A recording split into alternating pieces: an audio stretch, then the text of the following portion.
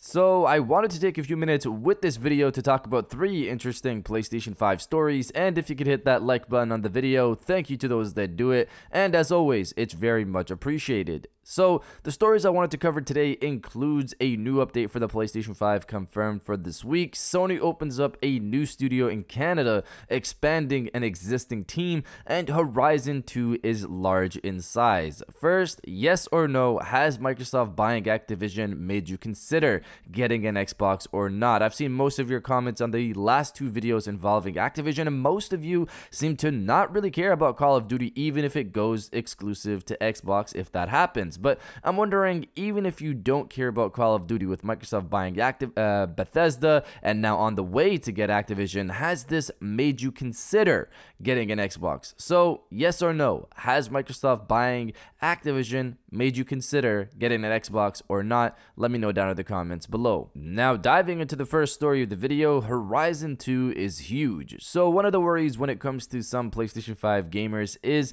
the size of a game, but on PlayStation 5, cracking compression has made it seem like the size of the PlayStation 5 storage is larger than it is, mainly because of how well some games are compressed, where they end up being half the size when compared to the competition. Taking in how well cracking compression works, Horizon 2 still seems to be huge. We last spoke about how large Horizon 2 was back in December, and then PlayStation Size tracking account PlayStation Game Size informed us it was 96.35 gigabytes without a day 1 patch. You provided an update since then, and now that size is for the European version of the game, while the US version of the game is 85.9 gigabytes, and finally the Japanese version of the game is 82.1 gigabytes. This is still without a day 1 update, so the size could get smaller or larger before the final release next month. And for those wondering why the European size is much larger than the rest, according to PlayStation Game Size,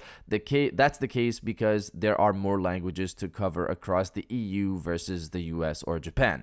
Let's see what the day 1 patch brings us. It could be larger, it could be smaller upon release. Now, diving into the second story of the video, Sony opens up a new physical studio in Canada, expanding on an existing team. Deviation Games announced their partnership with Sony back in 2021. This team includes ex-Call of Duty developers, but not only that, it includes the creator of Call of Duty Zombies itself, Jason Blundell. Zombies is one of the main reasons some people even play Call of Duty to this day. We don't know much about this new game they're working on in this new studio, but what we do know is that they've been working on the game for more than a year and a half at this point, and it's been confirmed that 2022 is when the game goes into full production. Some of the other things we know about the game based on job postings from Deviation Games is that it could include co-op and be a AAA RPG title. Considering the heads of this studio, we all assumed this would be an FPS title from Deviation Games, but it could be something else,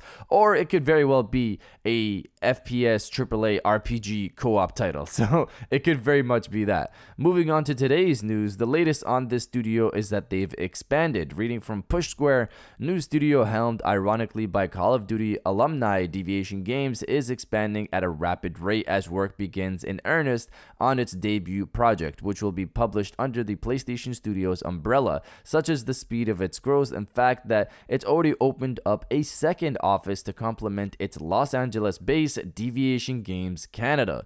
The tidbit was shared on LinkedIn and spotted by Reset Era, and naturally the studio has triggered another round of recruitment while it looks to beef up its Canadian team. It's still unclear what the developer is working on, although in a New Year update, former Treyarch chief and company founder Jason Blundell expressed his desire to avoid the normal, the boring, and the humdrum. So, considering they're expanding the studio, this seems like they're pushing harder to get this game out the door. Again, according to their December dev post, they're going into full production this year. I'm assuming Sony has seen what they want to do a good deal at this point and probably likes it enough to have okayed expanding with a new studio since they're funding the project. If that's the case, things are looking good so far, and if they're pushing hard to get this game through, we could probably see a teaser later this year, which by that time it would have been more than 2 years they've been working on this game. But you guys let me know if you liked Call of Duty Zombies or not. Let me know down in the comments below. Now diving into the final story of the video, new PlayStation 5 update confirmed for this week. So not too long ago we talked about an update coming to the PlayStation 5 later this month. This information is from CES 2022, the Consumer Electronics Show. For people who don't know,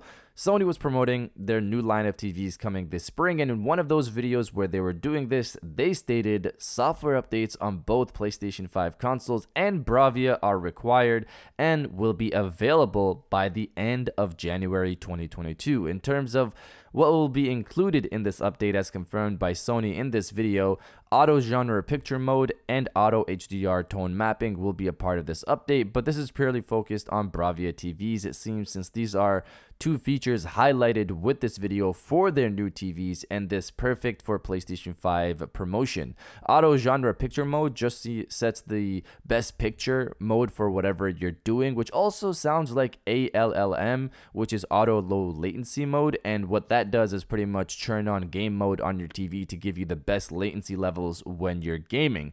Auto HDR tone mapping optimizes the HDR settings for your TV, like the best settings for whatever TV that you have in the Sony lineup, of course. Now, in terms of VRR, again, in that same video we just spoke about, they do mention VRR, but they don't directly confirm it coming with this new update. But we have insider Tidex seemingly confirming it's set to come with the latest update. He put out a tweet recently stating, variable refresh rate, auto low latency mode, auto HDR tone mapping, auto genre picture mode. Looks like I'm getting a Bravia next time. This was a quote tweet response to his tweet from earlier this month about an update coming to the PlayStation 5 later in January, which again is something Sony themselves officially revealed at CES 2022. Now, in terms of when it'll be available, based off the history of recent updates for the PlayStation 5, it could release this Wednesday or Thursday. Regardless, we know an update is confirmed for this week from Sony, since it's pretty much the last week of the month in January, and Sony doesn't usually release updates on Monday, which would be the 31st of next week, and that would technically or actually be the last day of the month, but not necessarily the last week of January. Again, for the mass market of people who don't have Sony TVs, VRR, if it's there, will work with your TV only if your TV supports it, obviously. So something like FreeSync for consoles because they're AMD. ALLM, if it's there, should also work with any TV that has a game mode feature, I would assume.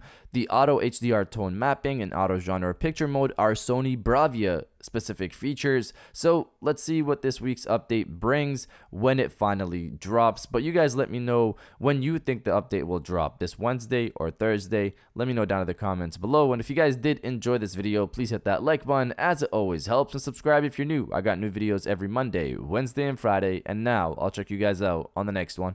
And welcome back to the after show. This is the part of the video where we have a little fun down in the comments below. If you're old, welcome back. If you're new, welcome. For today's thing, what I want you guys to do is to body, obliterate, destroy, and overall harass the comment section with "Bring on the update." Obviously, this is in reference to the new update coming this week. Hopefully, it does include VRR. If you're excited to see what it brings, destroy the comment section with "Bring on the update," and I'll definitely heart those comments like I always do, because I appreciate everybody who stays to the end of my videos. And now I'll check you guys out on the next one.